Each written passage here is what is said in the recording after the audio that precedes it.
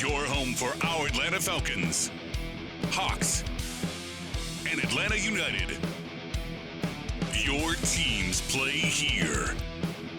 Sports Radio 92.9, The Game. Atlanta!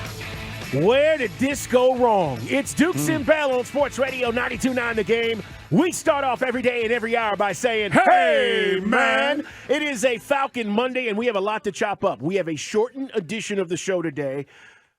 We are going to bring you the Coaches Show at 5 o'clock today. Hawks basketball tonight after that. But we have 3 hours to chop it up with you guys, and we have a lot to talk about. After this disappointing loss yesterday to the Commanders, 24-16.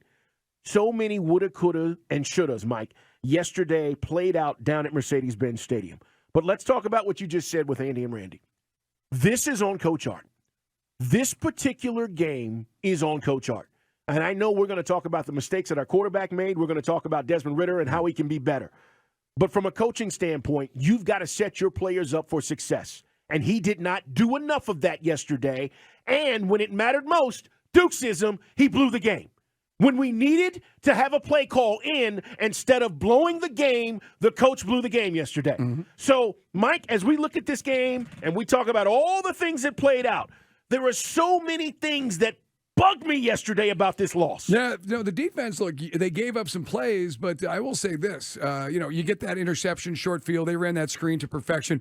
Refs, I mean, it's tough. You can't complain about the refs. You got to make plays yourself, but the refs are doing us no favors. They had a legal man downfield on that touchdown for the screen, and they're calling ticky-tack stuff on us. And that aside, Carl, defense always, as it does on this team, even if it's Dean Pease and even if the defense isn't any good, this defense bows up and gets stops late. It was a one-possession game. Look, I'll never understand the analytics. I'll never understand the decision, but it didn't matter because we never got close enough to have to worry about going for two there. It just drives me crazy how this team just does things self-inflicted, stupid penalties, false starts, and then the coaching staff. How is Desmond Ridder, a quarterback still learning, Carl, his way in the NFL, supposed to look at a defense when it's 3-2, and then he's got to get the ball out? And then if that contributes to interception, no blank, Sherlock. I mean, help the man out. I'm losing. I got to be honest, and we'll talk and we'll ask some tough questions on Wednesday. I'm really losing it, Carl. I'm having a hard time with a guy I thought was really, really brilliant at what he does. He looks like a neophyte. He looks like a first-time head coach. It almost looks like he shouldn't be making the play calls, if I'm honest. I don't care about the analytics. You know why? Because a lot of times it's not about the analytics. It's 24-16. Ridder to Jonnu Smith for a touchdown pass. There's 12:38 left in the game. 12:38! 12 minutes, 38 seconds. Why do you go for two when it's a one-score game? You can tell me all you want about the analytics, and I'm sure he will. But a failed two-point conversion, not once, but twice, okay? And in my opinion, Mike, you lose all momentum right there. Kick the field goal. It's a one-score game. Here we go. We know we're going to get the ball back. Right. Here we go. Instead, 2 times you fail, and now, womp, womp. Don't chase points, Art. Kick the field goal. Kick the extra point. And we're not a team. We're not the Dolphins. Right. We're not good enough to say, oh, we're just going to turn it on and go score 35 points here in the second half. Or we're going to score 35 straight. We're not that good. As a matter of fact, this offense has been terrible, and I'm tired of it. 9 points in these losses. That is our average, guys. We've lost 3 of our last 4, and we've averaged 9 points. When are we going to start scoring more points, Arthur Smith? First drive, first time this year we go down the field. Now, obviously, the Commanders got a field goal on their first possession, but we then get our first scoring drive for a touchdown this season, and it looked great. And then we didn't do any more of that in the first half. And then I give Commanders credit. We talked about their front. Eventually, Montez Sweat got knocked out of the game, but they were getting after it. They were really making every single yard we ran for, Carl, like a battle.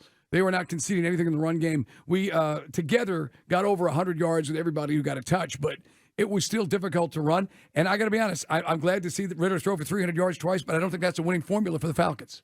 He threw the ball over 40 times yesterday. Can't do that. And I don't either, Mike. Listen, we said it. 30 times is a lot if you're balanced. Now, we couldn't run the football consistently, as you're talking about, so it put a little bit more pressure on him. But let's talk more about these coaching blunders. Because yesterday, here's what also happened. We had a delay of game that pushed the ball back 5 yards from the second and goal at the 2-yard line. Ridder throws a pick, okay? I mean, we still had 5 minutes to play, and we get 2 more possessions. Right. We get 2 more possessions. And so after you get it back at the 5:17 mark, you burn a timeout, your last one, because there's another delay of game. How? How, Art? Yeah. How does that happen? How, Sway? You know, to see the play where you feel in the 2-minute drill, you're going to spike the ball, you're going to have your play ready to go. You know, yes, I understand there's personnel, but you're going to dictate what you're doing. You've got your idea what you got, and you have got to call. I mean, I've never seen a delay a game off of a spike play. I've been watching just like you guys and Carl and the guys behind the glass. We've all watched a lot of football. I've never seen my team spike the ball and then not get the next playoff. I've never seen it. That's coaching. Who are you going to blame?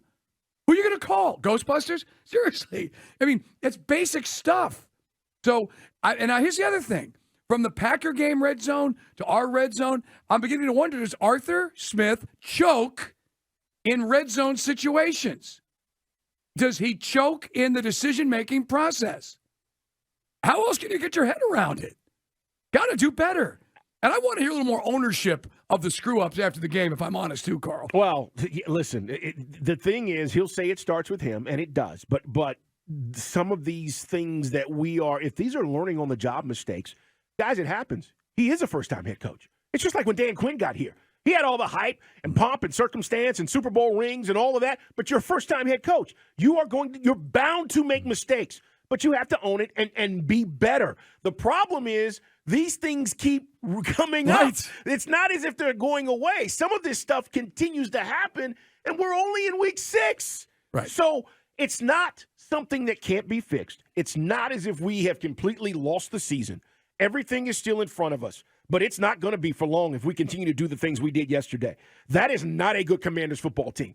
They tried their best to give us the football game, and we couldn't deliver it.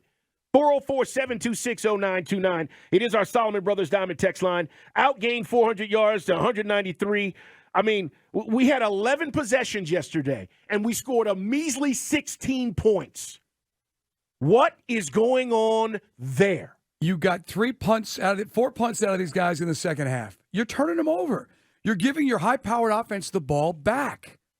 So, I mean, what's the malfunction here? I understand rookie quarterbacks, call it whatever you want, second year, making mistakes. But I'll disagree with you about Arthur Smith. This is his 3rd year in the NFL.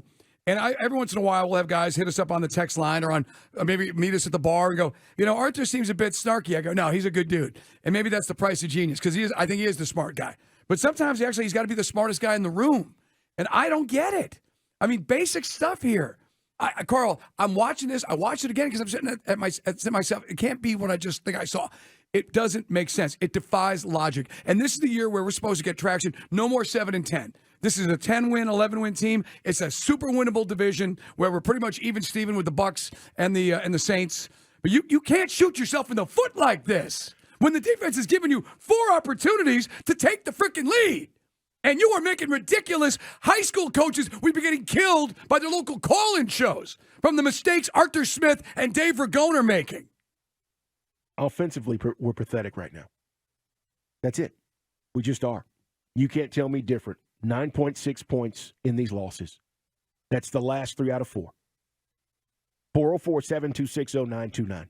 And, Mike, I'm not going to defend anything about Arthur Smith, but I will tell you he doesn't have a resume like Bill Belichick or Mike McCarthy or a lot of these other coaches who've been other places. This is his first place being a head coach, and therefore he is learning on the job. Whether it's year 2, 3, or 4. You would hope by year 3 some of these mistakes would not be happening. But he doesn't have a long resume where he's been a retreaded coach throughout the NFL. This is his first real opportunity. So we're having to live with that as well as a rookie quarterback that we're having to go through the rigmarole with. But he was the offensive coordinator in Tennessee for 3 years. And if he pulled this stuff in Nashville, Vrabel would have fired him. Man Cave Store brings you this hour of Dukes and Bell. Make sure you check out the Man Cave Store at mancavestore.com.